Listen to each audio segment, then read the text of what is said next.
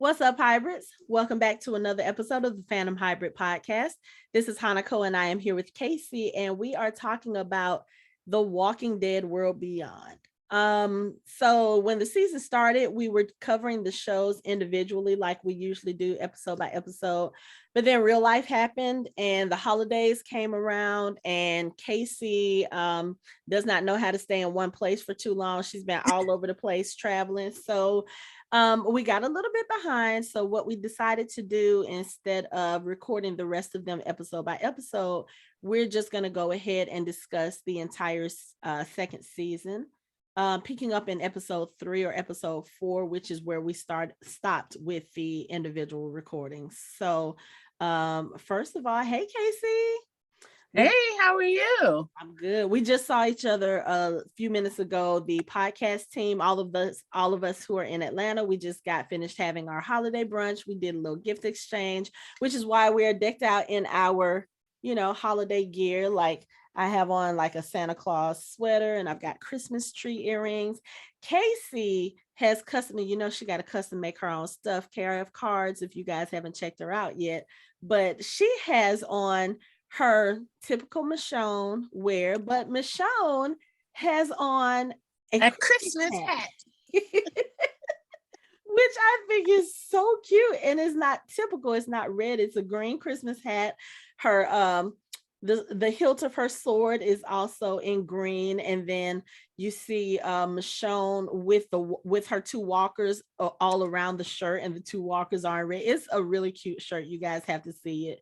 But so we are all decked out. Oh, don't forget I'm sorry, katana earrings. Her katana earrings. Mm-hmm. If you guys don't know already, Michonne is like her favorite character, so she absolutely out. So yeah, so we just saw each other about an hour ago. We had brunch, and I think we have the itis, but we're gonna get through this episode. We're gonna make it because our show was like, oh, I should have said I need a nap first. Maybe good 10, 15 minutes, and then come back. But I'm gonna make it through. We're gonna make it through because we have to talk about what happened in this season, and specifically that series finale. But the first thing I said we were gonna do video on this one because I needed y'all to see. Gone ahead and said, Kacey, you were right about. I was right about Huck, right? I was right about Huck. You were right. And I was kind of sort of right about Elizabeth too. Like Elizabeth, yes. I think she's a little bit cold, but she wasn't doing all of that stuff because it was something she wanted to.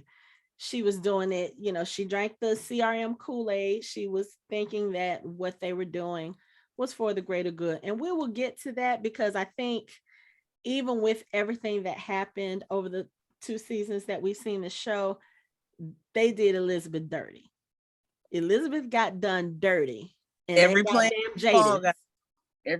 need a fall guy. Yeah, so we'll talk about she probably didn't think she would be the fall guy. And especially not by someone that she brought in to make sure everything was on the up and up. I'm telling you, that damn Jadis. One thing about her, she always got a backup plan for herself. She got a backup plan, and she adapts. Oh my goodness! Make sure she come out on top. Because even if you go back to The Walking Dead, remember when she double crossed Rick now? And that's what I was thinking of. Was okay. Mm-hmm. Yes, that's what I was thinking of. I was like, I should have known she was going to double cross. But I mean, even from the first time she appeared in the episode with Huck, I was like, yeah, this is about to be this push and pull here. Cause she came in like, yeah, your mother brought me in to, check some things out. And the way that she was talking to Huck, we find out in this season that when Jadis was brought into the CRM, that Huck is actually the person who trained her. Right.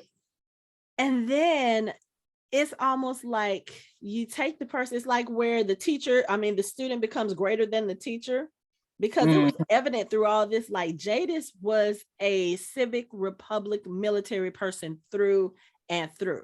She's hella loyal. Like I've never seen her kind of loyalty since she's been introduced into the show, except to maybe the scavengers. But the way that she was in this series, and just the subtle microaggressions she had towards Huck from the moment she got there, I was like, yeah, Huck is she's about to make sure her sides are switched. But I think she was staying in, one, because she needed to see with her own eyes that the stuff that Hope and Iris was telling her about the Civic Republic was true. Right. She had to see that with her own eyes, because when that's something that you have been brought up in, and this is what your mission is, and this is what you believe, for someone to come in and dismantle all of that, it would be a hard thing for her to just all of a sudden be like, okay, yeah, I'm gonna go with what you guys are saying. No, this is something she held dear to her heart. Like, she really believed in what they were trying to do. And on the surface, I think they were trying to do the right thing. Again, we have to remember what was revealed towards the end of the series is that the Civic Republic military, the stuff that they were doing without the knowledge of the Civic Republic. Like, the whole entity didn't know what the military was doing as far as eliminating Omaha, about to eliminate Portland, and all this other stuff. So I believe her intentions were pure as far as wanting what was best for everyone. But we saw it when her mother talked about what happened to Omaha and what happened to the campus colony. And then everything that we found out after that, how those things were actually planned. And from what Jadis explained, it was because this alliance was draining the resources that they had. And sooner or later, they would all be in the position where most of our people that we've seen are right now. You know, the Alexandrians are struggling. They're struggling for food. They've had to deal with, conflicts from other groups that has kind of depleted their resources. And the CRM was trying to, they were trying to prevent that with them, but they did it by eliminating hundreds of thousands of people. And we're about to do that with the Portland colony as well. But, our group had to get in there. And in that, Jada said they saved, what kids at? She was like, we ain't kill no kids. I ain't seen no kids. They killed them kids. While she talking about trying to make it not seem as bad as it was. Because I ain't seen child the first come from none of them. And we know that there were a lot of kids in the campus colony. Yes. What are kids at? They're not out in the world. I think that's one of those things that she tells herself so that she can sleep at night. Because like you said, I didn't see any kids. Like, they specifically, when we saw them in the aftermath of what happened to the campus colony, they were only looking for Hope. They weren't looking to save anybody else. Right. And you think they really, that whole city of almost 100,000 that we saw at the beginning of season 2 with the walkers coming toward them, you really think they took the time to evacuate the children? Because here's the thing, if you evacuate the children, but you don't bring their parents or the people who are taking care of them, how are you going to get all those children out without causing a stir? She was lying. Yes. Let me tell you. And also the same number of helicopters that went is the same number that left. Where you gonna put all these kids at? Right. Here's the thing that really pissed me off about Jadis, though, because at the end of the season, in that last episode, when she and Huck were squaring off at each other, she talked about how people are a resource. She took one of Negan's sayings, people are a resource, people are a resource, to justify why she wouldn't do certain things. But you have no problem with them killing off an entire community of 100,000 people, and you're about to do it with Portland. I think they said Portland had like maybe 85,000. You're about to do it with another. And the method with which they were doing it, gas, really? It was just. But wasn't that gas, that gas what? because that's the one she put. I don't remember his name. The guy from the first episode who we thought they killed off. Yes, kept him alive all this time. No, that actually wasn't him. That was one of the guys, I think, from Dennis's culling facility. That was the guy from the campus colony when he was objecting. And then remember he went to Elizabeth's apartment afterwards, and when he was escorted, there was a guard waiting for. That's that guy. I thought they killed him, and I thought he was one of the other guys. Okay. No, that was that guy. So they done kept him alive to use him, for their experience. But that's the gas that they used, that Huck ended up exploding, was the gas that they used on him. I know, but girl, I was just like, you have the nerve to say people are a resource while at the same time justifying why you guys are killing other people, because there was a drain on our resources, and we have to do what we need to do to make sure that we save future generations. But weren't all of these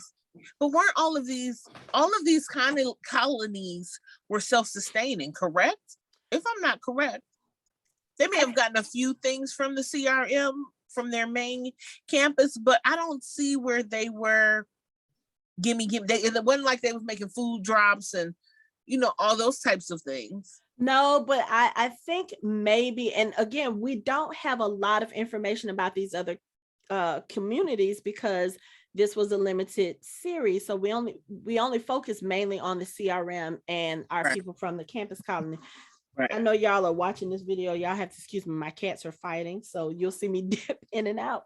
But I think maybe what she was talking about, because I'm sure for the community of 200,000 that made up what we now know is the Philadelphia colony, they are in Philadelphia. We see that at the end with Jadis and Silas speaking, and they're kind of looking out over the Philadelphia skyline.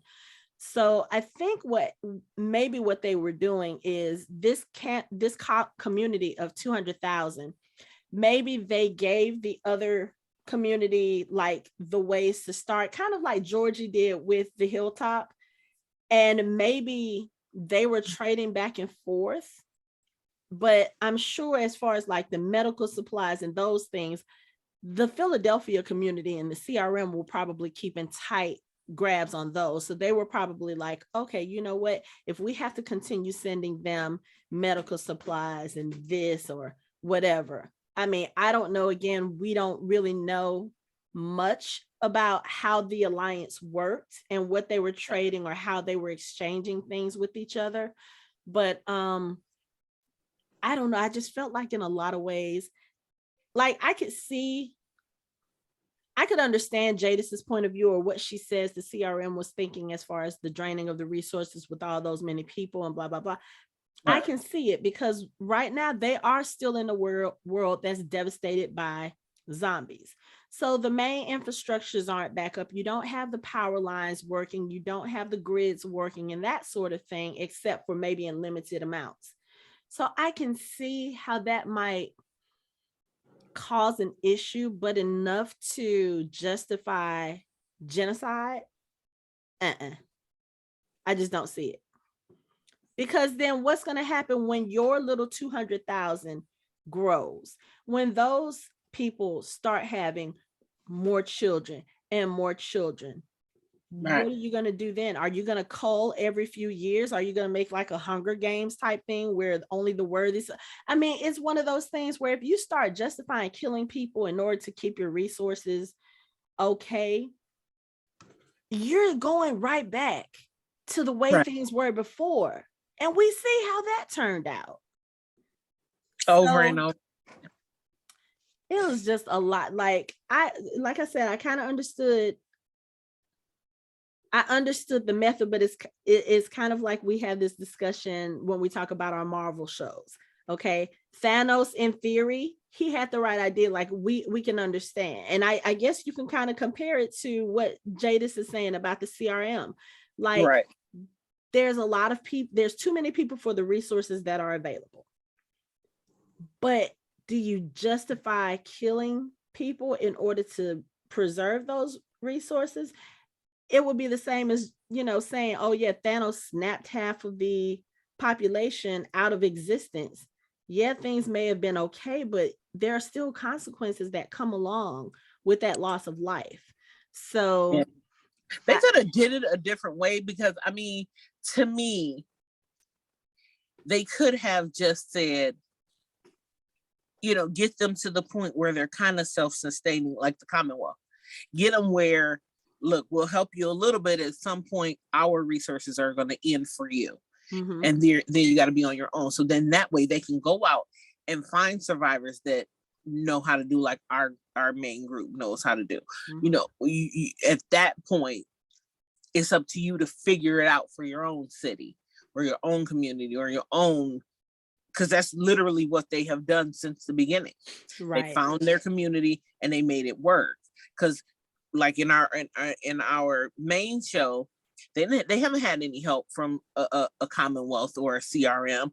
They literally made it work. Mm-hmm. It was better once they got into the triangle, mm-hmm. with the Kingdom and Hilltop. Mm-hmm. So that still was them being self-sustained, figuring it out. Mm-hmm. But they ain't killed nobody because they was running out of stuff. No, we send out, we go out further and look, we go different places we haven't been before. I mean, you literally have the entire United States to figure out. I mean, yes, you've gotten everything within maybe a 20-mile radius, but then that's when you start going out further, a little further. And then, I ran into another town like Commonwealth or any of these other ones, and let's see what we can bargain to get our people what they need, and kind of what, Eugene is trying to do. But that's a better alternative than killing every damn body.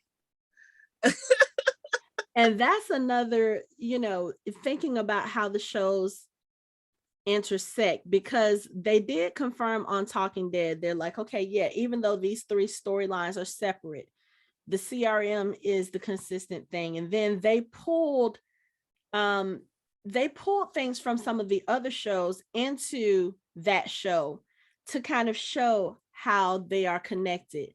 So the part where Dennis and Huck were talking, and he was talking about his friend who went out on a mission, and his family had a cabin in the Rockies, and he was like, I wonder if he ever stood there. So that cabin is actually talked about in season 6 of Fear the Walking Dead. It actually shows up.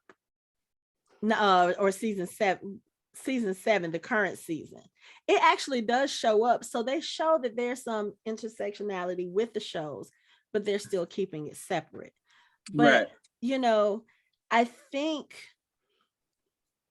it is going to be interesting, because the way that they ended the show, the way that they ended The Walking Dead World Beyond, this can't be the end of these characters. They can't be.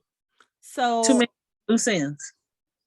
Not only that, you have Iris and her group who are approaching Portland so that they can warn them about what the CRM are doing. You have Hope and her father still back in New York trying to continue the work of the scientists, and they have the scientists from the CRM because they did destroy the CRM. They have the scientists who are going to continue to work on either, I don't think they're working on a cure. They're working on a way to stop the reanimation process so that the walkers, once they die, they stay dead. That will be, I think that's going to be key in rebuilding the world. They have to stop the dead from coming back first. Okay. Mm-hmm. So we see them doing that. You see Silas taking on a role in the CRM, partially to keep himself alive because they would have killed him with Dennis. But at the same time, I think he wants to figure out exactly what it is that they're doing. And he's trying to be the inside guy. But my fear is that even with Dennis's last words to him, he said, remember, no matter what, you're not one of them. You're not one of them. I have a feeling wherever we see Silas next, that's going to be part of the conflict. Mm-hmm. Because I feel like at the end, when we saw him in the CRM gear with the the hood and they were telling him to go to the helicopter. I feel like that was a little bit of a time jump because he's already a soldier here. And I don't know, it's just something about the way his face looked like, okay, this is who I am now. And I really like Silas is one of my babies. First of all, let me say this. I'm so glad all four of them survived. Right. Not completely intact because Elton did lose an arm, which girl, when that happened, all I could think about was if she hadn't taken his damn Tuffy Stitch suit, he would have been all right. He would have been all right. He would have been all right. But that's okay. They're all alive, which I'm glad for, because you remember when we first started talking about this show, right after season 1 started, we weren't too sure about the show. We were like, okay, we're going to give it a try, but I'm not sure. I wasn't feeling it. And then towards the end of the first season, I was like, okay, I like it. I like it a little bit better. So this season, I was full in because I felt like we were seeing the growth of these characters. And of course, like I said, keeping in mind, these characters had all been sheltered before they went out into the world. So we were learning with them, but we had the advantage of knowing what's out there. They didn't. And that was a little bit of the irritant for us at first, because we were like, why are they making this? And Carl wouldn't have made this decision, and such wouldn't have made this decision. They didn't have to grow up the way that Carl did.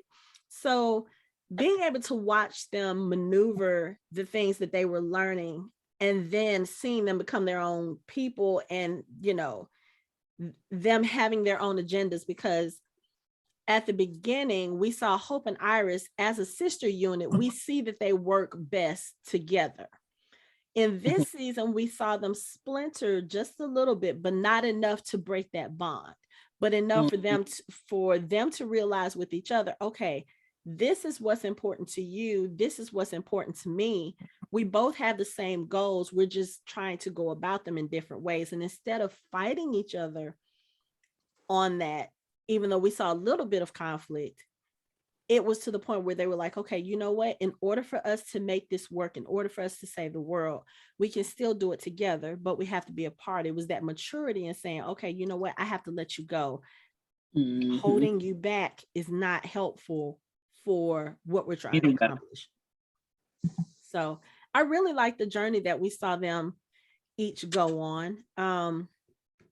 You know, they started to try and throw a little bit of romance in there with both of the girls, and I'm kind of glad that none of those panned out, although I didn't want to see Percy die.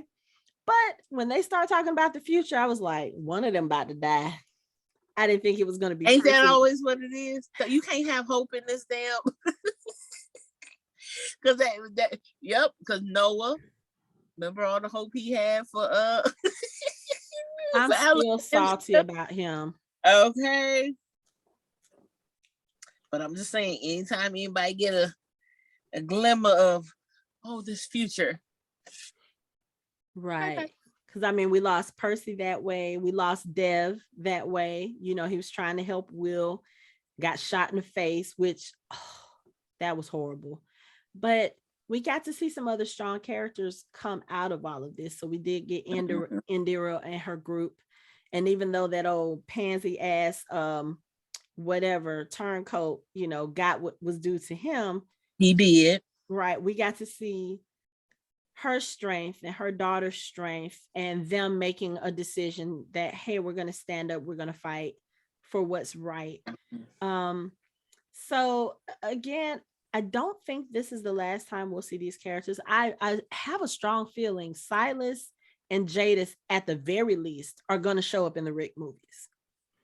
And we talked about this today during lunch, but I know people are getting frustrated about the lack of news for the Rick movies, and I understand it. But at the same time, I feel like they're doing it for a reason. You know what I'm saying? To like kind of keep the plot and to keep everything under vest, so that when they hit us with it, it's like, oh my God. Because let's think about it in this way. So Spider-Man No Way Home is coming out next week. Yeah. And for months, the fans they've been wanting trailers, they've been wanting this, they've been wanting news, they've been speculating about who's going to be in the movie and how it's going to play and all this other stuff, to the point where now they're releasing so much stuff. It's like, we only have a week left. I don't need another trailer on the 15th. Supposedly they're dropping a new trailer on the 15th. I don't need another trailer the day before. And guess what? I only watched the first one. Like, I don't need another one. Like, so, I keep seeing people say, "Oh, I'm not watching it," because at that point you're giving away too much. Like, let me be in the movie theater, like, oh my god. Mm-hmm. So I kind of feel that way with the Rick movies, like, because it's such a huge thing for this universe and for this story. One, I think they're keeping the details under wraps so as not to surprise people or not to spoil people. Two, I think that they're going to pull some of the characters from at least the World Beyond into this movie to help tell the story. I mean, they have to, especially with Jadis. I was going to say, you can't tell the Rick story without Jadis, especially if they're doing what we did find out when they first announced these stories, was that Rick's movie or his story would pick up immediately from the last time we saw him, which means that he's going to be with Jadis. So I have a feeling we will see that whole CRM journey of Jadis, but also for Rick as well, because remember, we've been speculating about Rick. We know he's alive. We know he has something to do with the CRM because we found his boots and a cell phone with drawings of his family on that boat. And if you looked at the log sheet that Michonne was looking at, some of the locations where that ship has been were locations that we know the CRM is at. So I have a feeling they're going to tie those stories in together. So I know it's hard. I'm being patient because I'm going to tell you what I think too. Even though they're not saying it, I have a feeling they've already started filming this movie and they're just not telling anybody that they're filming, because what's going to happen if you tell people that the movie has started filming? You're going to have fans who are going to look for where they're filming. They're going to try to go to the filming locations. They're going to try to find out what information they can. Right. And then you have some people who will find out the information and will spoil that shit. They will post it. I'm going to be honest. I'm curious about what they're doing. I don't want to know shit. I want to walk into the movie theater or wherever they do it, if they're going to play it on AMC or whatever. I want to sit there in my pajamas with my snacks and my glass of wine, like, oh, what they're about to show. Oh my God. Kacey, look what they do. That's how I want to be. I really don't want to have any spoilers. I don't want to know any information. Now, once they start releasing the information, I'm probably going to change, be like, oh, look, there's Rick for the first time in 3 years that we've seen him. So, or 4 years almost. So I probably changed my thoughts on that. And you know, the only thing I care about, Michonne, which is she gonna be in it? Where's she at? Right. But okay. So we don't usually read a lot of spoilers or, fan theories or whatever, because, and this is one of the things that I do, not just with this show, with any show. Anytime I know we're going to talk about it on the podcast, I try not to look at anything else anybody else has put out there, because I don't want it to affect how I think or my initial reactions, because sometimes I'll think one way and then I'll read somebody else's theory and I'm like, oh, that makes sense. We just did the same thing with Hawkeye. We're talking about the Disney Plus show Hawkeye. So we had our theories and we had our opinions about the 4th episode. And then Mike came up with this theory. And at first I was like, I don't think that makes sense. And then as I'm editing the show and I'm watching the episode in the background, I'm starting to look more at facial reactions and how a couple of characters, like, how they act around each other. And I'm like, wait, Mike may have been right. Oh, okay. But see, I don't generally want to do that, because then you start getting some of these way out there theories. Yeah. And then we start thinking, oh, but what if this can happen? What if that can happen? But I don't want to do that, because then you start going down this road and next thing you know, I'm going to be talking about The Walking Dead saying Mephisto confirmed like Mike does. I just don't want to do that. But when it comes to these Rick movies, I feel like we are going to see a little bit more crossing over between the other shows. I don't know about Fear the Walking Dead yet, because technically speaking, in that timeline, they're still a couple of years behind where the main show is. So I'm not sure how that would line up. But I really want to see characters from all three of these shows kind of interacting and coming together. Yeah. I just need it to can happen. Or it probably will happen. Yeah. But I just need to know where Rick is. At this point, they have intertwined so much. You know what I mean? At this point, because the way, you know how Jadis was talking about Rick when she was fighting with Hug. And then it's so many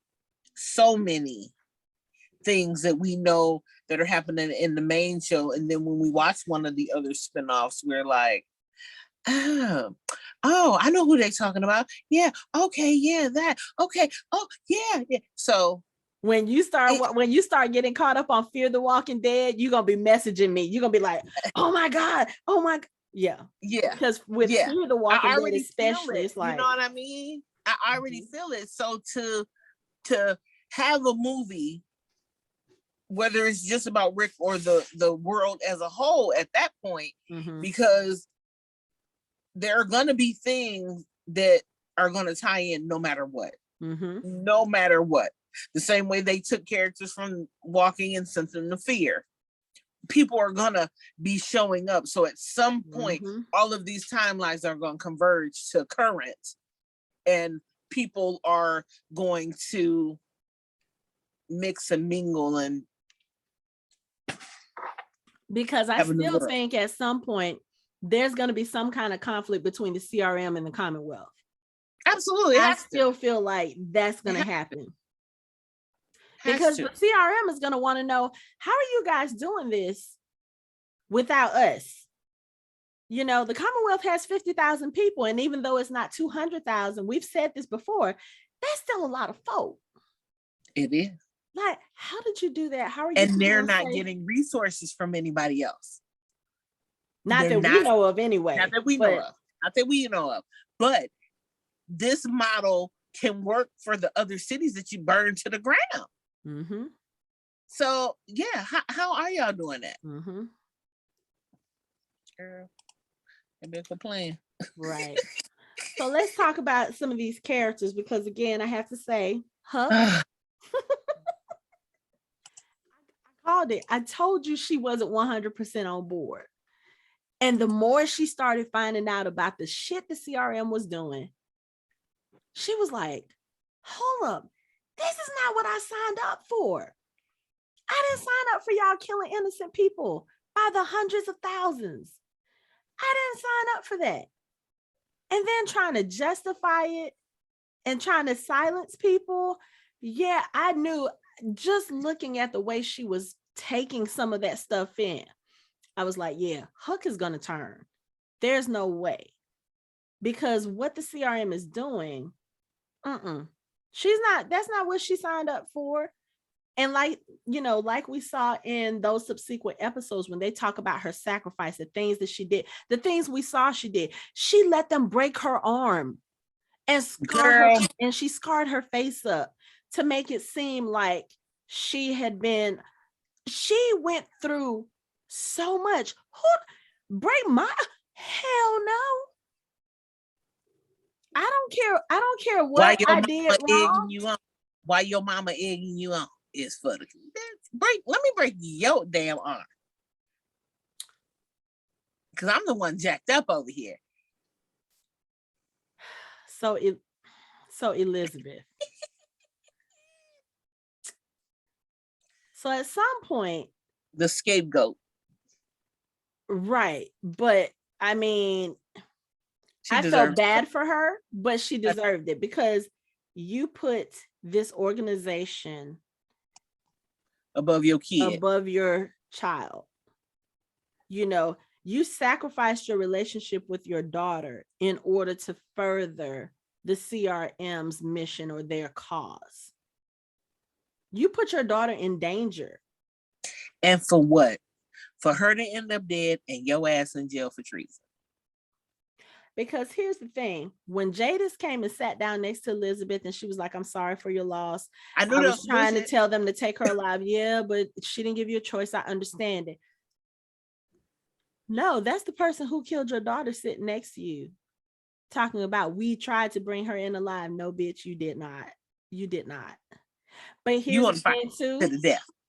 I felt like at the end, even though I know Huck needed that satisfaction before she died, she should have kept her mouth shut about that damn watch, and she should have let Jadis go up and. Why would you give this bitch enough time to get away? Because in their reality, they didn't see The Incredibles and they didn't see Syndrome talk about monologuing. I say this every time that happens. Y'all didn't watch The Incredibles. Y'all didn't listen to Syndrome. Syndrome says stop monologuing. There is no way you needed to tell her about that watch and say something about you're about to be reunited with your dad. Because Jadis could have taken that last part, the part about her being reunited with her dad, as her dying. Felt, right. But when you mention the watch and you see the watch is gone, Jadis is military. She knows you about to set a fucking timer. Why would you tell her that and give her time to leave? I was so mad. I was crying watching this scene because I didn't want Huck to die. You know, Huck in the first season, yes, we looked at her as a traitor, but the more we got to know her in the second season, and we talked about this, those first couple episodes that we did do, I said, I feel like she's caught between a rock and a hard place. I feel like this is not really what she wanted to do. Like, she cared about all of them. She cared about Felix. And even when she saw Elton, the first thing she said, it's good to see you, kid.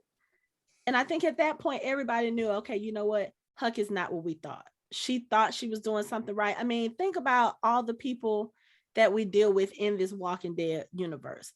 And I think the one thing that most people forget is when you're talking about people and their morals, or you're talking about them doing what's right or what's wrong, you are still using this real life mentality. We've never been through a zombie apocalypse. We've never been through what those shows go through. So we don't know how we would change, you know, right. And I'm not talking about just Huck. I'm talking about the Negans. I'm talking about Rick, because Rick has done some shady shit too, under the guise of keeping his family safe.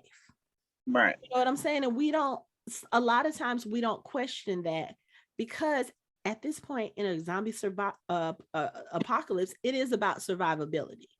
Right. Now, how you do that is going to be different from group to group. Rick and his group, there have been times when they have gone out with the mission of saving other people. There have been times where parts of that group, they're like, we're not helping nobody else because we've had it bite us in our ass. You know what I'm saying? The whole thing with the saviors, all of that came about because they were trying to help Gregory, but they were also trying to help themselves. Right. And they just happened to have to make a deal with Gregory and his shady behind. And it caused them to compromise on a lot of things that they did. You know what I'm saying? With Negan has some shitty ways about him. But if you look at his origin story and the way he was, Negan was probably just a crap character as far as, you know, he wasn't faithful to his wife and he was a liar. But he was a teacher. He cares about kids. I mean, that's obvious. We see that with the way he is with Lydia, with the way he is with Judith. He cares about kids, you know, as most educators do.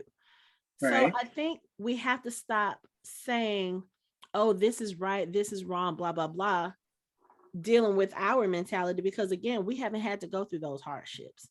Right. Those characters have to make tough decisions, because those decisions can literally be life or death on a short-term basis and on a long-term basis.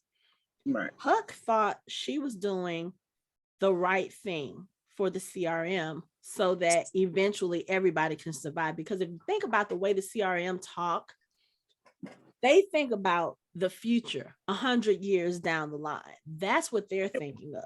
They're not really thinking about present day. They're thinking present day, oh, okay, we can sacrifice here in order to make room or to make things better there. Right. But if y'all ain't surviving now, 100 years from the future ain't gonna matter. Because now, with your mentality, you have eliminated 100,000 people that literally had no choice. They had no say in the matter. And now other people have found out what you've done. And instead of trying to help you reach your goal, which you could have done through some talking, some negotiations, some whatever, now their goal is, okay, we're going to stop you and we're going to steal your resources and use them for other things in order to do this the right way. And now you've got issues. Understatement. Because if the Civic Republic as a whole finds out what their military did in their name, that's going to be some shit. Because the Civic Republic is going to try to discipline them. But you're talking about the military. They have all the strategists. They have all the weapons. Right. What are you going to do against them? It's I mean, I guess my thought would be like, okay, granted, the CRM has helped in, like, say for Portland, for instance, I'm sure they have their own in-home military. I'm sure they not on, of course, not on the level of the CRM, but so just like with Hope going there and warning them, so to say. You mean Iris? Iris. I mean, that's what I mean. I'm sorry. Iris going there and warning them, so to say, you know, to be prepared for what the main campus is planning. They may still have their own defense where it may not be on the level as the main CRM, but they are able to protect themselves. Because if you think about it, Portland is nowhere near any of these other colonies. You know what I mean? The thing I was thinking about, like, y'all are walking literally across the country. Literally across the country. You're walking from the East Coast to the West Coast.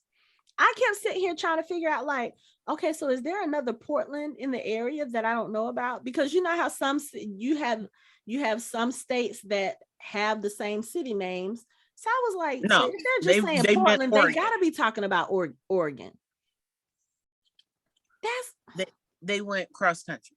But here's the other thing. This was okay. So we got off on a tangent. Oh, I'm sorry. This was my fault because of course I start talking. But I read something somewhere that the group that Michonne joined at the end of her episode may have been reinforcements from Portland. I was like, how did y'all come up with that? But one day, because they was in Bloodworth Island, which is Georgia. Was that considered Georgia for them, or what? I think Bloodworth Island is off. I want to say it's off the New Jersey coast, I think. Okay. But I know that they were all in that kind of northeastern part of because if that's the case, they went cross country too. They were coming back. That's what I think I read. Because the other thing that confused me was when I read the thing about the CRM or the Civic Republic being in Philadelphia, I got confused because I was like, isn't that where they got Princess from? So wouldn't she have known or wouldn't they have seen? But from what somebody replied to me was Princess is from Philadelphia, but I don't think she was in Philadelphia when they came across her. So I was like, oh, okay. So that would make sense. But I know that they've been trying to keep those particular cities and those people and storylines separate. So it confused me because I was like, if there's a city of 200,000 in Philadelphia and Princess was in Philadelphia, why was she off by herself? So obviously she was somewhere else. But again, you have all of these communities are near enough to each other that you have to be, there's got to be some kind of meetup at some point. You're talking Virginia, you're talking Philadelphia, Hope and Dr. Bennett and all of them, or the CRM, they were in, no, that was actually in, they were in Ithaca, New York, because remember, they're not too far from Cornell. So they're in Ithaca. And then, yeah, you had Omaha and you had, you know, all of that. So they're all like kind of sort of in the same area. So I don't know, at some point they've got to cross over. And I think that's probably going to happen with the Rick movies. Some of those characters, because there's no way you can tell me that we just end on that note and not know what happened to these characters. Because the way that they created this story, as far as their involvement in bringing down the CRM for the most part, at least that facility, you can't have this group of kids come through and fuck everything up and then just set them off to the sunset and we don't know anything else that happens to them. Right. One, the CRM is not going to let that stand, or at least I should say Jadis is not going to let that stand, because obviously she's taking Elizabeth's place. She's working her way up the ladder. Right. Jadis is not going to let that stand. And then you have to think about it. Jadis knows there's another community out there. She knows the Virginia community is out there. I don't think she's going to mess with them, though, because they took her in when she lost everything. I do feel like I said, we see Jadis has a huge thing about loyalty. Okay. Mm-hmm. She turned on Huck because Huck turned on the CRM. But when she brought Rick in, she would use Rick to get safe passage just into the city, as she says. And then once she saw what they were doing and what their goals were, that's when she decided, this is what I need to be a part of. But she says it, and we all know she's talking about Rick, even though she never mentions him by name. She had someone that she used to gain access to the city, to be brought into the city. She told them that he was a B, because if she had told them that he was an A, they would have let him die and then used him as one of their test subjects. So, and she says that she saw him, you know, she saw a strong person become vulnerable, but that she owed him because he, you know, he saved her at a time when he didn't have to, you know. So we know that she is about loyalty. She's not going to turn in the Alexandrian group because they took her in when she lost everything, even after she betrayed them. They still took her in. And then she's using Father Gabriel's last name as her last name. You didn't notice that, did you? When she came in and she saw Huck for the first time, Huck addressed her as what, First Officer Stokes or something like that. Yeah, Stokes is Gabriel's last name. So she's gonna leave them alone now, unless it gets to a point where, if she feels like they may have resources that the CRM needs, which at this point they probably need more soldiers, because our group took down quite a lot of their soldiers. A lot. She might try to go to them then, but we already know our people are headed towards the Commonwealth. Right. So that's going to be interesting. But yeah, I don't know. I feel like we have to see those characters at some point. If it's not in Fear, it is because they just left too much unanswered. And especially with the after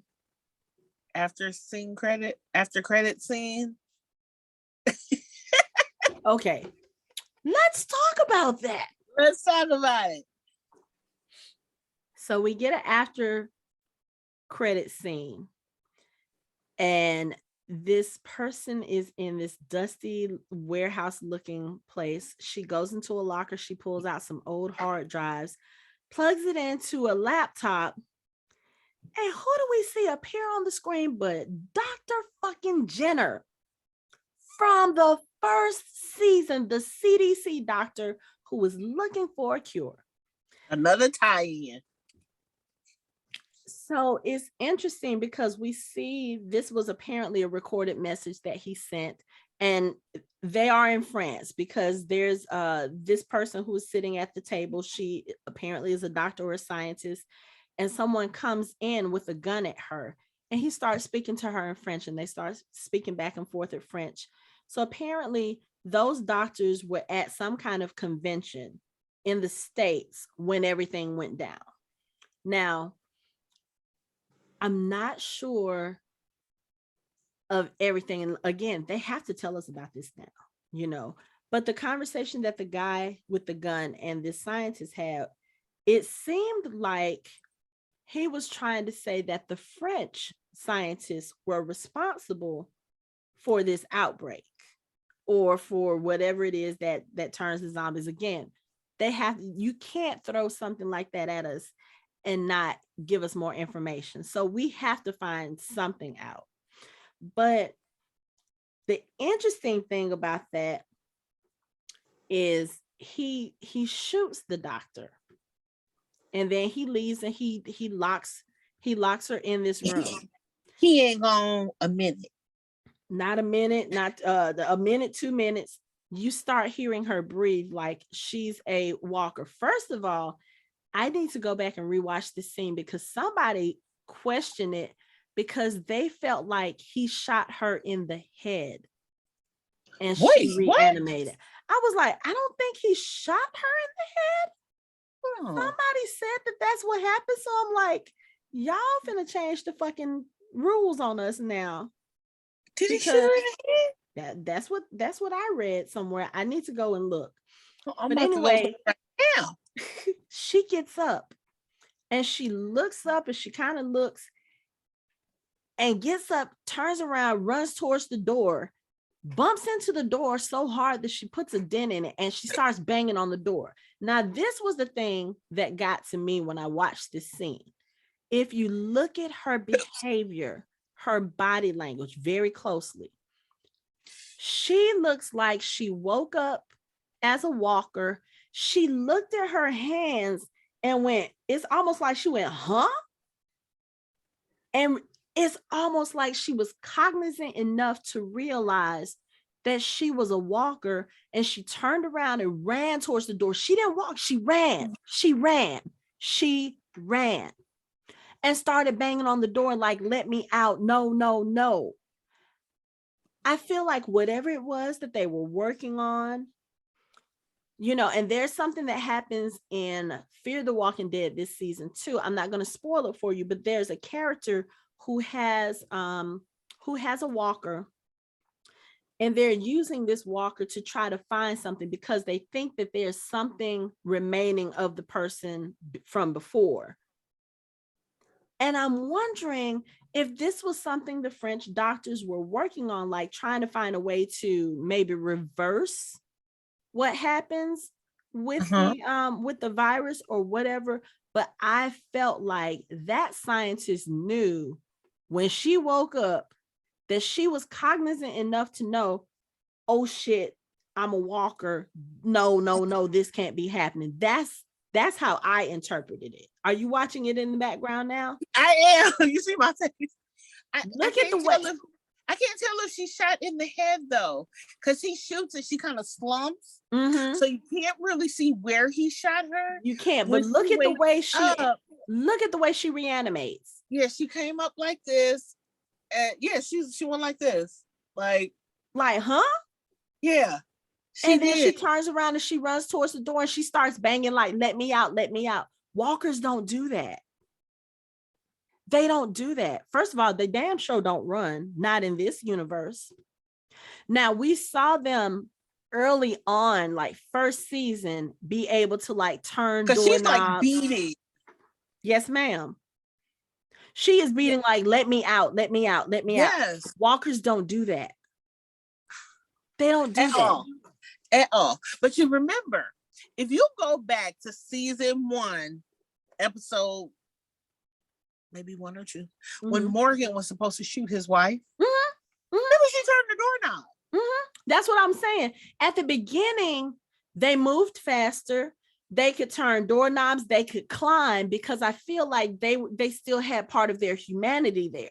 Now, as it's gotten longer and longer, and I guess the whatever it is that triggers that change once they die, as the years have gone by, we've seen them, they move slower, they're not as mobile, they can't climb, supposedly they can't climb stairs and stuff anymore, but apparently they still can. I don't know, because think about it. In Deanna's house, they had to come up the stairs to get to Deanna. Yeah. Now, I don't know if maybe they were tripping on the stairs and finding ways to climb and then getting back. I don't know, because we didn't see that much. But supposedly these walkers are not supposed to retain any of that. Right.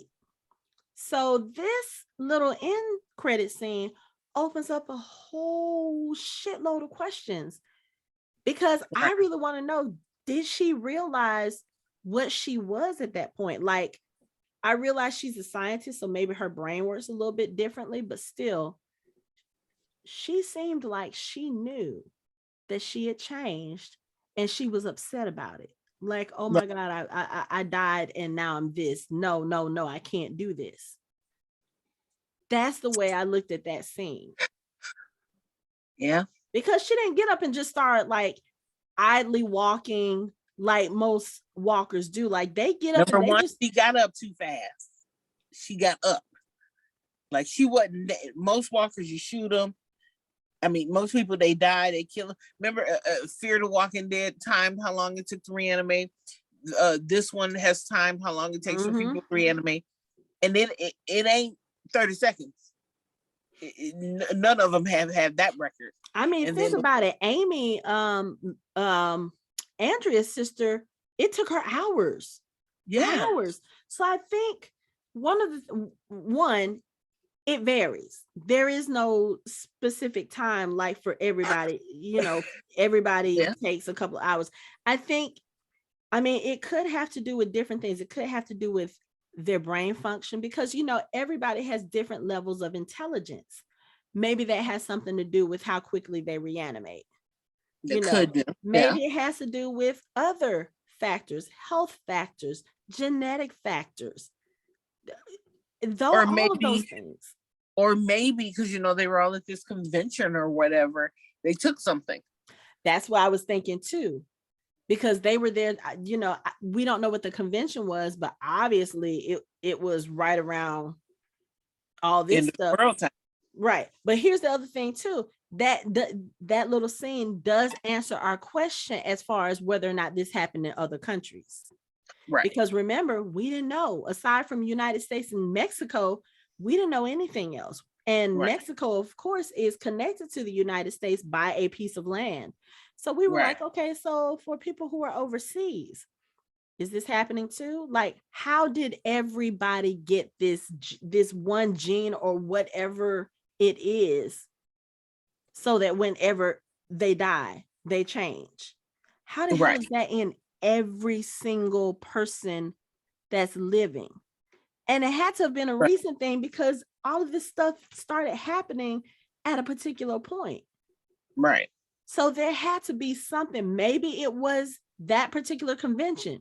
Maybe they had people there. But no, because like at the beginning of Fear, the girl who was on the drugs died. Right. But that's what I'm saying. Maybe this convention, if they had scientists and everything coming from all over the world, maybe it was something that happened there. Like you said, maybe they took something or whatever. Something happened somewhere so that everybody everywhere is affected. Like, it has to be airborne then. That's the only way.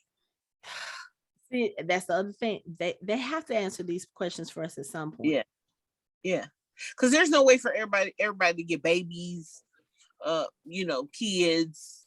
It has to be airborne. But hell, our Nick and his girl was in a church doing drugs. So, what? Because Fear is the beginning when the beginning. Right. So what were they doing? Nobody did anything Other than Nick going to the maybe when Nick went to the hospital. Remember when he got hit by the car? Everybody was in the hospital then. Right. And then so then subsequently everybody who they've come in contact with after that is now infected. You know what I mean? So I don't know. Those are things like once they get to the point where they are wrapping up everything, all of these questions should be answered. Like everything, we should have an answer to everything, because we don't even know when that's going to happen, because they've still got stuff planned for the next few years. Yeah. So we might be 10 years down the road before we find. I hope it's not going to be that long. But I mean, because as much as I love the Walking Dead universe, don't make me wait another 10 years before I find out how this shit started. Don't do that to me. True. We're going to see, though. You know how they like playing with us. They feel like, hey, y'all done stuck in 10 years for the Walking Dead. Y'all stick around for 10 more years. I don't want to wait another 10 years. I want to know now. But you would. I would. But I don't want to have to. Give me some answers now, damn it. They gonna sprinkle it on you. They gonna salt bay you. Like, here's a little bit. Here's a little bit. Oh, here goes something over here. Here go a little movie for you. Here go another spinoff. Here go. That's what they're gonna do to us for the next 10 years. And we're gonna be right there for it. I just know it better not be 10 years before we find out what happened to Rick and Michonne. I need a Grimes family reunion. Let's see what year we in. We in 2021 going into 2022. I say by 2024 we should have a movie. Halloween 2024. I'm calling it right now. Halloween 2024. They announced the movies 3 years ago. They cannot. No. Halloween 2024. You about to give me a headache. Halloween. I do not want to wait till 20. And they're going to wait till Halloween. They can't do that, because I'm telling you now, they're already losing a significant portion of the fan base. Okay, so Halloween 2023. That's still you. How about Halloween 2022? Good luck. I need a Rick Grimes movie next year. They better give us some Rick Grimes nuggets or something. So I know they're talking about doing like this anthology series. And I think some of the stories are supposed to be like prequel stories or something like that. I heard rumors that they're bringing Lori back for that. So we may see some Rick, Lori, Shane stuff. I would love to see that. But I need to know present time. Like, what is Rick Grimes doing now? Like, does he have new boots? Does he have new boots on whatever mission the CRM has? In order to take off the shoes he had on. Has to. And the other thing is he still the same Rick Grimes that we remember? Or has he drank the CRM Kool-Aid too? I seriously doubt it. But they could have brainwashed him. I mean, think about it. He was grievously injured. No. They could have brainwashed him or something. I don't know, because I just, especially if he knows that Michonne and Judith are still out there. Because think about it, that little picture that we saw on the cell phone, again, that was Judith in present day with the long hair and with the sheriff hat on. You cannot tell me that Rick is looking at that, seeing that his little girl is alive and is not doing everything that he can to try to get back to her. Now, we know how the CRM is, and that the CRM, I would say this from Fear the Walking Dead, the CRM, they don't take deserters lightly. They will hunt you down and they will kill you. So I don't know, maybe he's staying away to protect them, because if the CRM feels like he's going to try to go back, they can go get him. Because think about it, the CRM knows where the general vicinity of where they were, because they were communicating with Jadis, and they had to set the helicopter down to pick them up. So, they asked questions. They probably asked Jadis, are these people a threat to us? Right. So they know that they're there. They probably know Rick has a wife and a child there too. And yes, I'm saying wife because let me tell you, there has been so much ugliness in the TWD fandom on Twitter the last few days, you know, just a lot of Michonne hate for various reasons. And you know, some people are like, oh, Michonne, you know, she was just a baby mama, she was just a hoe, she was just his whatever, because they felt like because they weren't quote unquote legally married that wasn't his wife. And then somebody posted a video clip of, I guess, like an interview or a convention where they were all coming on stage. And when Denai comes on the stage, Andrew Lincoln says, look there, my TV wife, isn't she beautiful?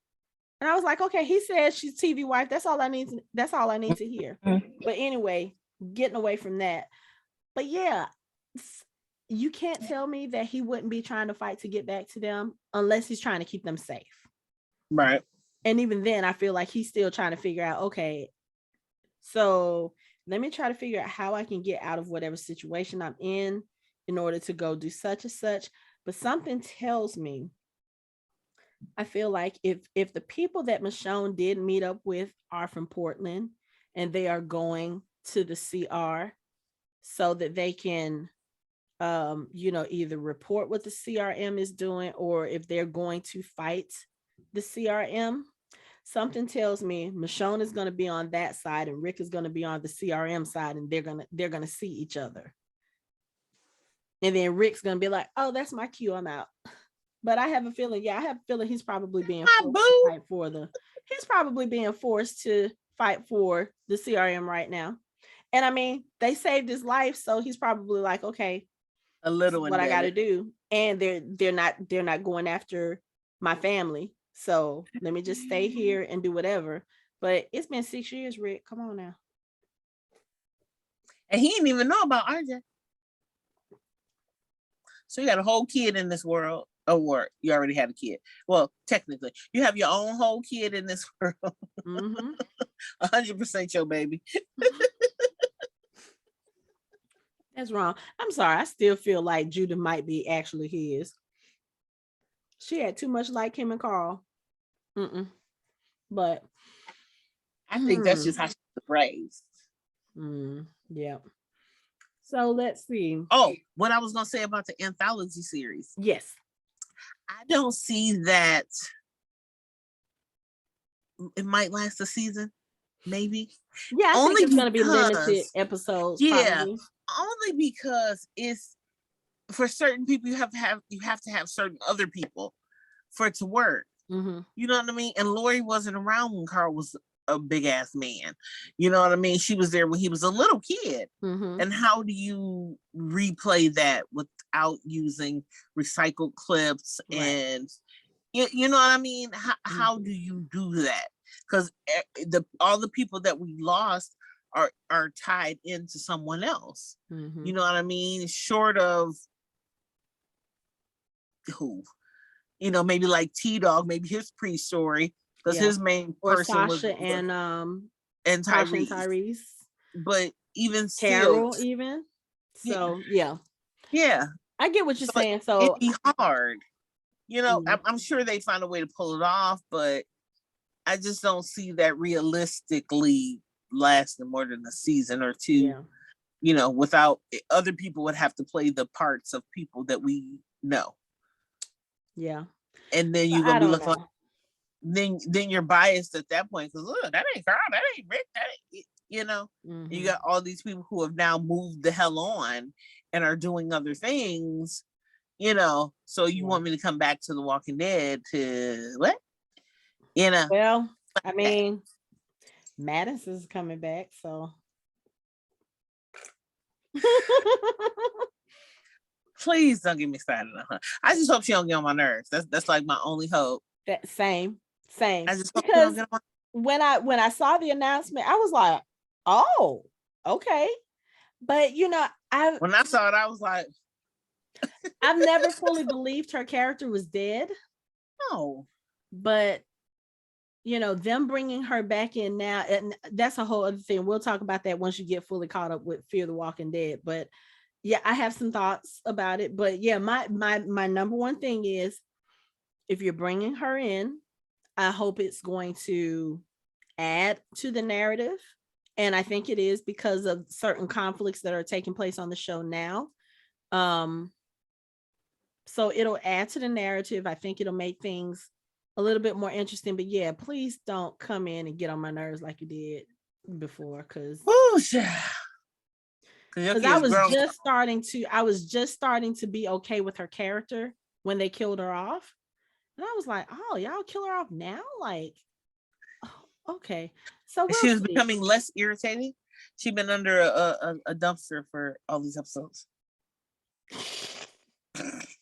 No, I know some of the speculation about where she's been and stuff like that. So we'll talk about that once you get caught up. But yes, ma'am. Yeah, I do have some things to say about that show and her coming back. So yeah, we'll try to find some time to talk about that before it comes. Yes, we will.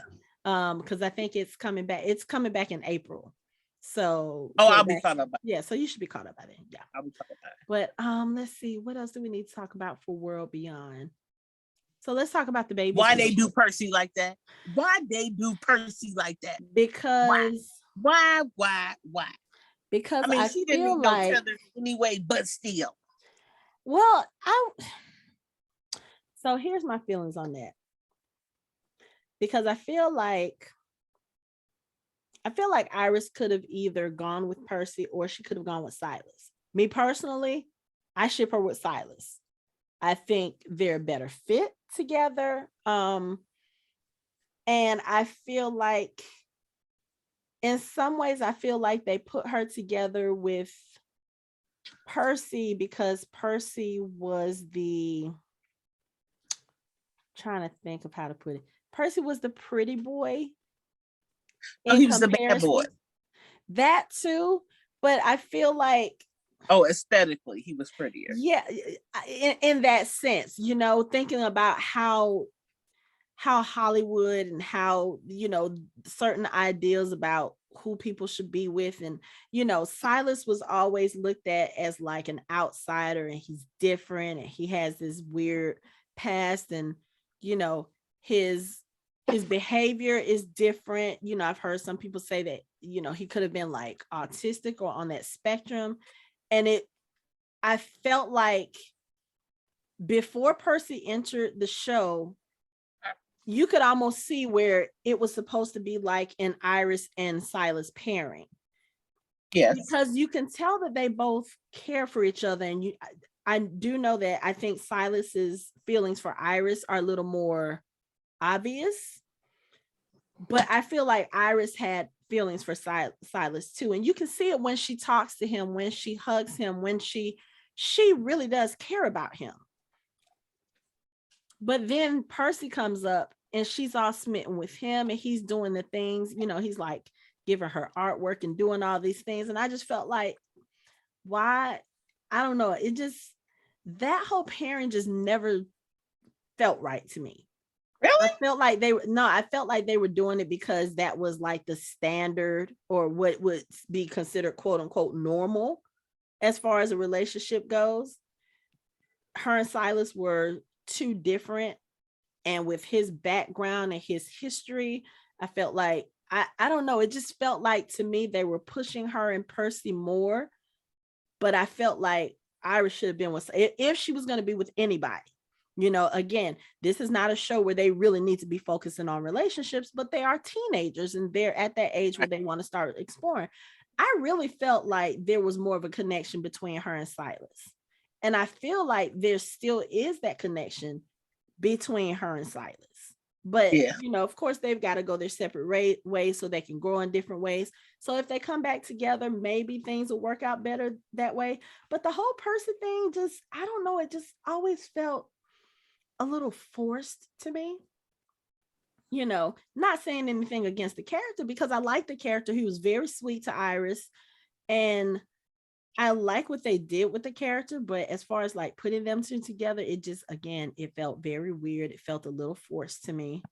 I liked it. But I liked it, but I like her and Silas better. So, but yeah, they did his ass wrong. y'all to have to and then shot him in, you know, in the head, girl. He couldn't say bye. He couldn't say I love you. He couldn't. You know, when I saw her go over to him and he had that hole in his head, you know what it reminded me of? It reminded me of Starship Troopers. Have you ever seen that movie? With the puppets? No, with the big bugs. It's a science fiction. Okay, science fiction movie from back in the, I think it was early 90s. Great movie. It's like one of those campy science fiction flicks. But they have these bugs from a planet, and these bugs are really, really smart. They look like the main ones. They look like big brains, and basically what they do is they stick a pincer in your head and they suck your brains out, and they learn everything they need to know from what they absorb from your brains. So there is like when they pick up the dead people, there are like these perfectly symmetrical holes in their heads from where their brains were sucked out. That's what this reminded me of. I was like, y'all didn't have to suck Percy's brain. But wow. Too, it was one of those things where I felt like they were really just trying to show us, okay, yes, he's dead. Like he's not coming back as a walker. Like they didn't even give him that. He was just dead. And I was just like, damn, girl. I was looking at that. I was like, damn. I was like, oh, Iris is about to burn everything down. What? And I really thought she was gonna let Hope shoot whoever it was. I forgot who it was that Bill Mason. Yes. I really thought Iris was gonna let her shoot him. But he didn't have anything to do with it, that poor gullible boy. He was just like, what are y'all talking about? What are y'all doing? That poor gullible boy. I'm just saying, you know, but he was like, my father would have never. Dude, shut up. Your daddy the main one. Who idea you think this is? But anyway. But yeah, so rest in peace, Percy. That was a horrible way to go, but yeah, I was not happy about the fact that he got killed. But I mean, realistically, I knew some people were gonna die, because you can't have a show about a zombie apocalypse and about war and betrayal and this type of thing without somebody dying. I honestly thought one of the four was gonna die. Really? I didn't want them, but I felt like I was like, it would seem too obvious if they make all of them live, because in what world does that probability exist? But then I thought about it, I was like, no, it would be too obvious if they killed one of them. Like, yeah, let's give them an ending where all four survive. Yeah. And all four are okay, you know, not necessarily okay. I mean, Elton did lose his arm, but he's alive. And that was in my mind when he got dead. I'm like, please let them know to cut his arm off. Please let them know to cut his arm off. I'm gonna tell you this, because you're not caught up. I can't say who, but the night that Elton lost his arm, the night that episode aired, somebody else in Fear the Walking Dead also lost an arm that same night. I was like, what is this? The left arm? We're taking the left arm night? What? Like, so now we have a character on all the shows. We got Elton, with one arm. We got the person on Fear the Walking Dead, and we have Aaron. I was like, everybody, what is this left arm is just gaunt? But he's alive. He seems healthy, and he's on the trip with Iris to go to Portland. And his boo. Where's his boo? I know. Okay.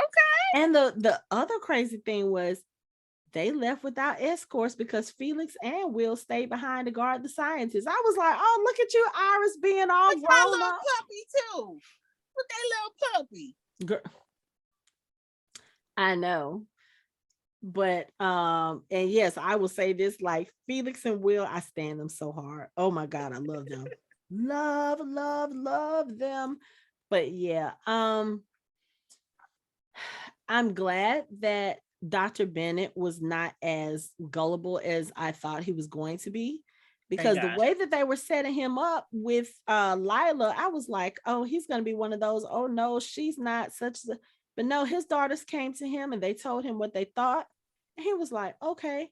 They put a plan together. And then when she revealed herself to be her true colors, he didn't bat an eyelash and being like, oh yeah, we're done. When they killed her, he was like, she didn't get killed because of such. She got killed because she was stupid or whatever it was. He said, right. I was like, oh, he ain't shedding no tears over this bitch. He was like, oh, not a one.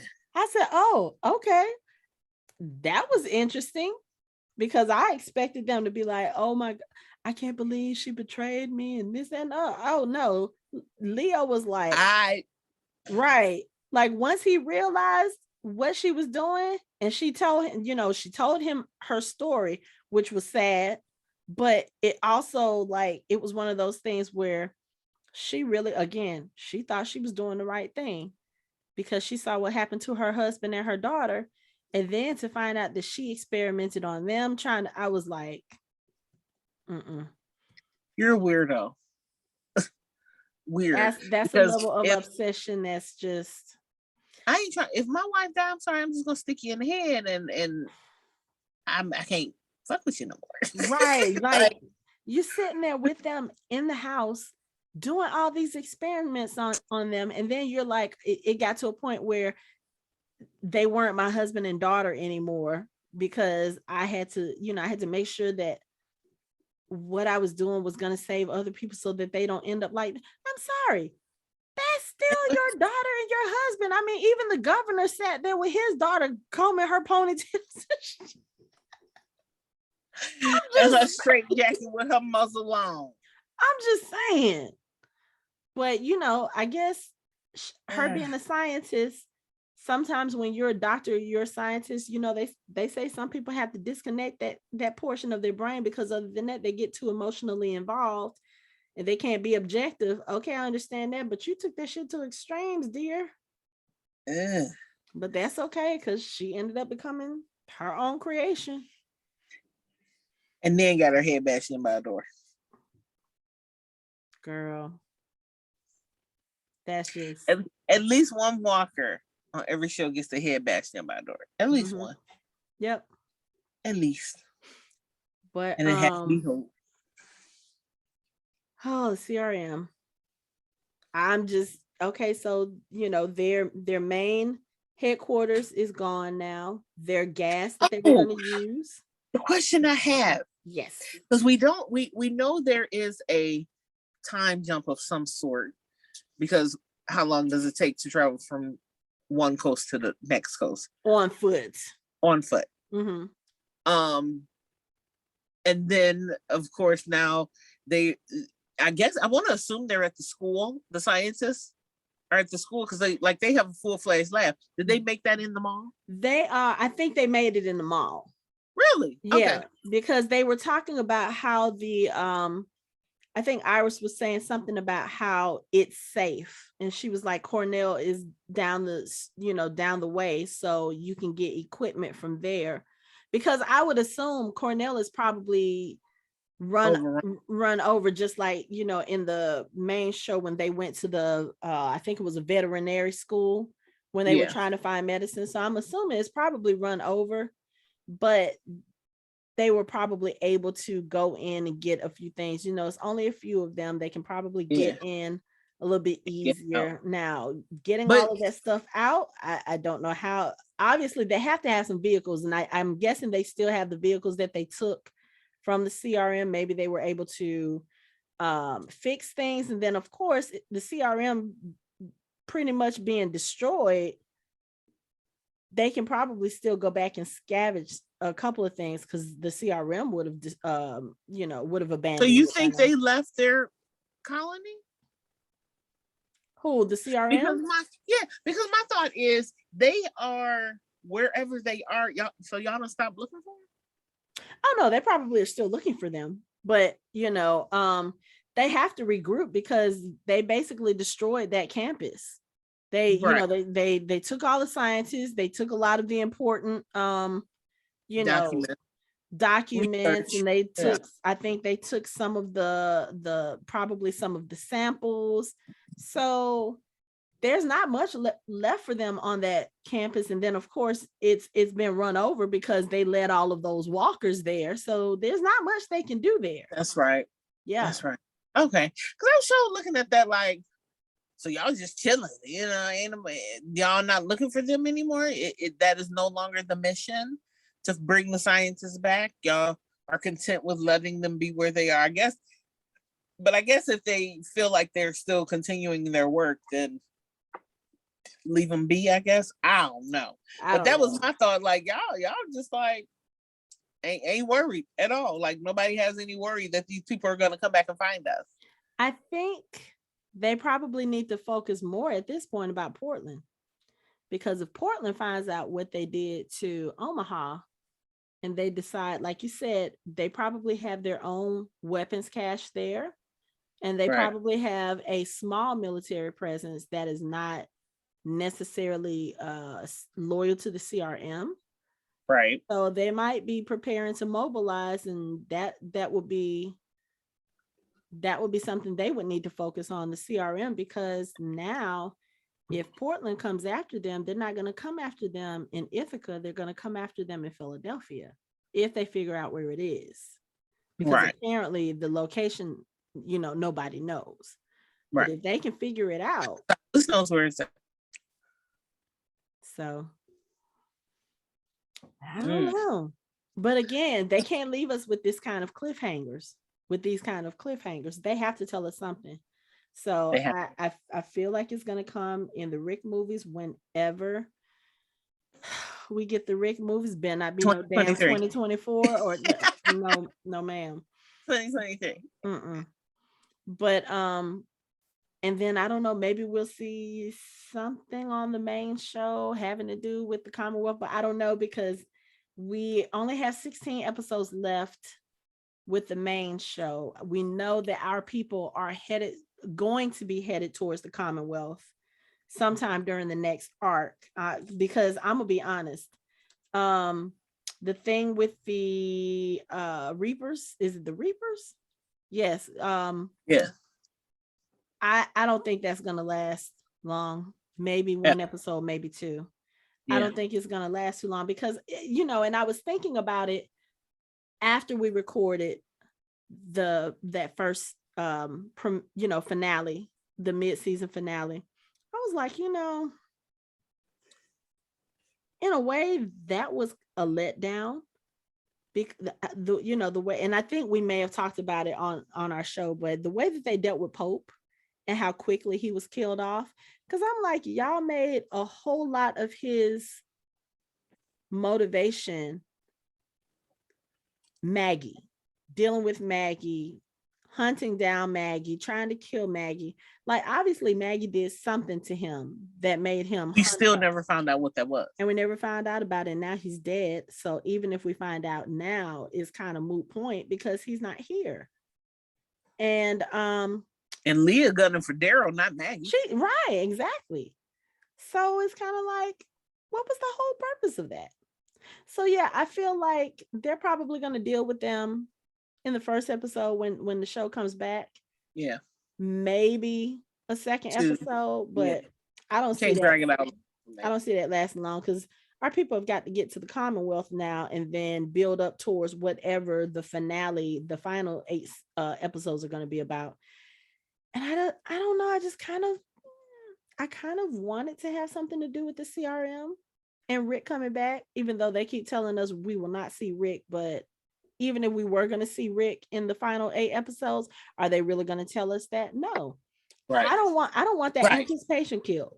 I want to be surprised. I want to see Rick show up on my screen and scream my ass off and call you on the phone and be like, oh my God. That's what I want. So don't tell me if Rick is coming back in the last. I know there are people who want to know. Shut the fuck up. I don't want to know. I don't want to know. Let me be surprised. Let me be surprised. Yeah, be surprised. In 2023. No. You know I'm telling the truth though. I'm not claiming that. If it's going to be 2023, it has to be early 2023. I'll take 2023 over 2024. If you say 2024, I'm just going to mute you on that part of, no, I'm not doing 2024. 2023, maybe. But it's already been 3 years. Granted, we got to take out a year and a half because of the pandemic, because nobody was filming nothing then. So they still have time to put out a movie next year. They still got time. So it can happen in 2022. It could. No, it can't. Yes, it can. No, they'd have to be filming now. I'm telling you, they probably are filming now. We just don't know it. They can't tell anybody because we got fans who are fanatics who will show up and start posting shit. I don't want to know. Denai is doing Black Panther. We're not talking about Denai. We're talking about Rick. Yeah, we're talking about Andy. In order for Rick, it has to be a Michonne.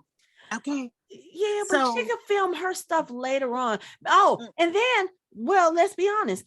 Black Panther 2 is on hiatus right now because of Letitia Wright. So shut up. So I'm just saying she has time right now to be filming a Rick film if they are filming right now. So we can still get it in 2022. Nope, I'm not claiming it. 2023 at minimum. At minimum. Whatever. They're gonna have to do, you know how Marvel does their plan that show 2021, May 2022, 2023. That's what the hell they're gonna have to end up doing with the goddamn Walking Dead. No. Just tell you what your release plan is. Because honey, give us something. Some crumblets or something.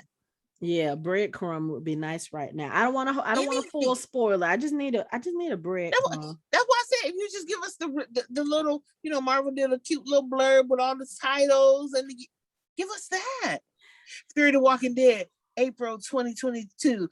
They'd have to call it World Beyond since this was the end of that.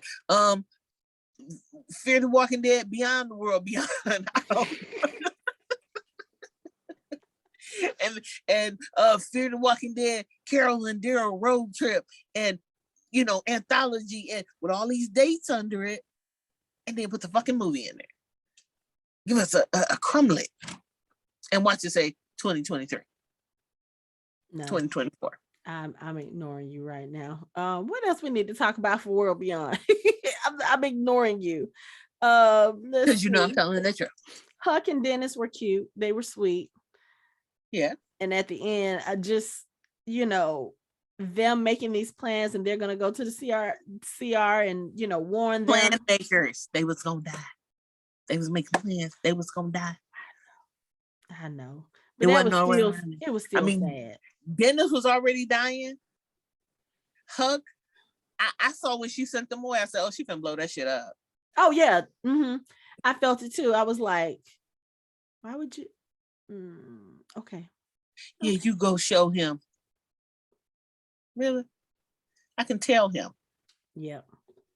Yeah. But then I wasn't sure because when he left her like he was coming back. Like, if I think this is the last time I'm going to see my wife, I'm kissing her. Damn it. Or if right, but he didn't. I think that I'm going to see my husband, I'm kissing him. He didn't come to that realization till they was at the house. That's when he came to it. Yeah.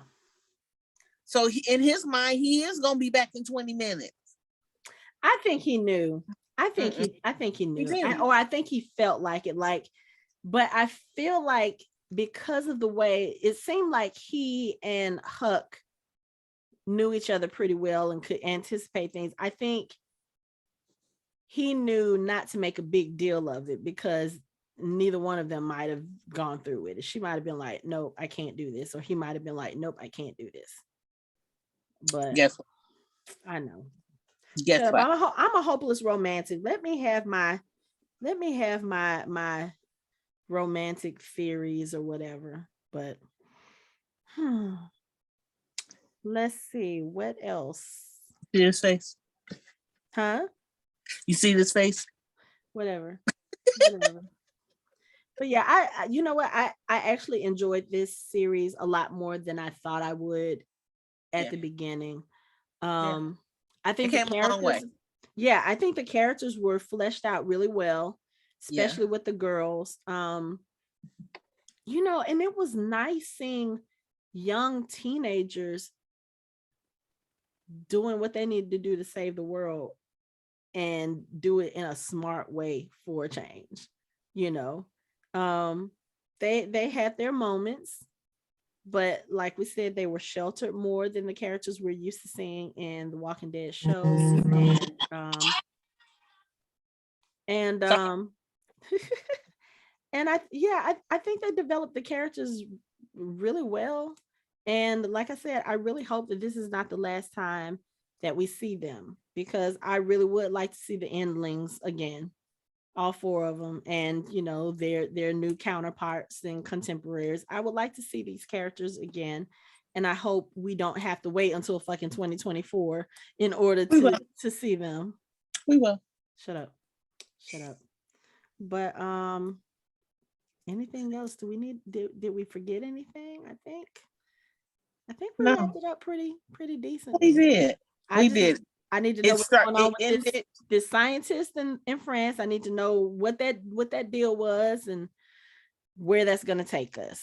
So hopefully because to have a smart ass zombie, yeah, game changer. Hello. So fast ass, strong ass. Mm-hmm.